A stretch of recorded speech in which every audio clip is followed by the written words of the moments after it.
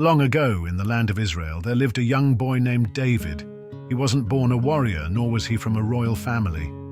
He was the youngest son of Jesse, a humble shepherd, and he spent his days tending sheep in the fields of Bethlehem. David guided his flock of sheep across the green pasture, keeping a watchful eye on each one. Though his life seemed simple, he had a heart full of faith and a spirit of courage.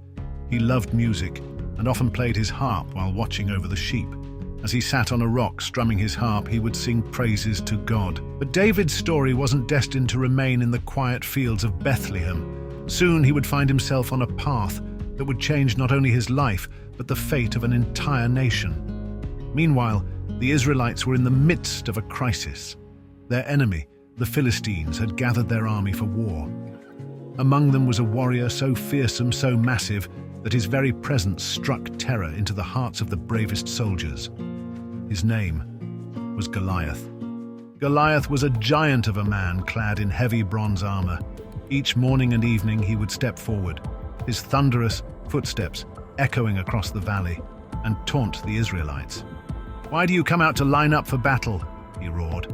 "Choose a man to fight me.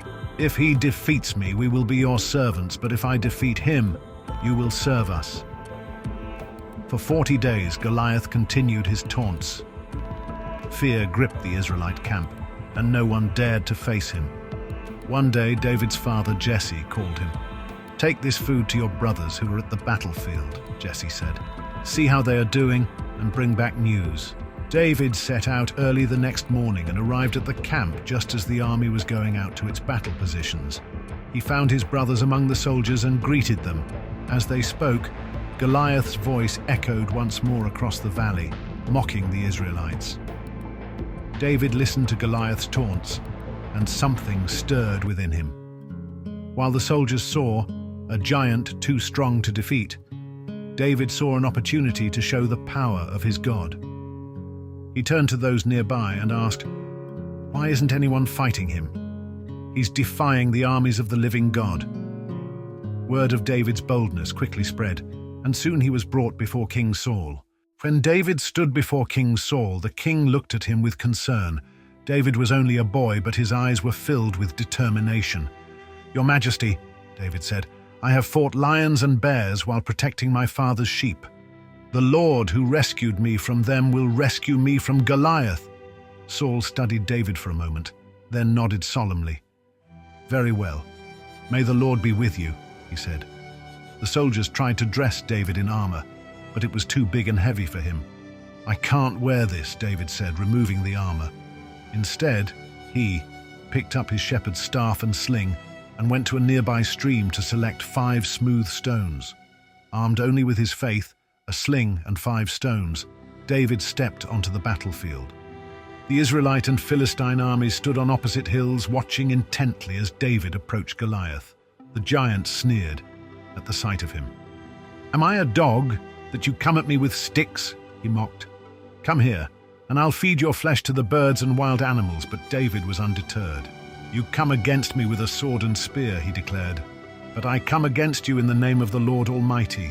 Today he will deliver you into my hands, and the whole world will know that there is a God in Israel." David placed a stone in his sling, whirled it around, and released it.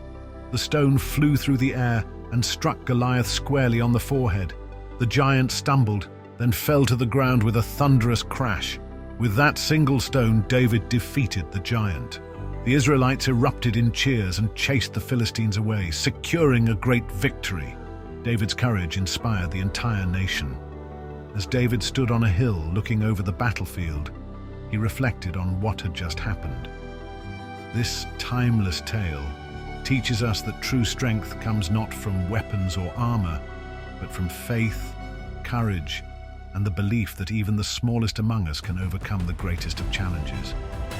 And so, David's journey continued, but this was only the beginning of his remarkable story. The battle belongs to the Lord, and with faith, even the impossible can be conquered. Thank you for joining us on this journey through the story of David and Goliath. If you've been blessed, please like, subscribe, and share.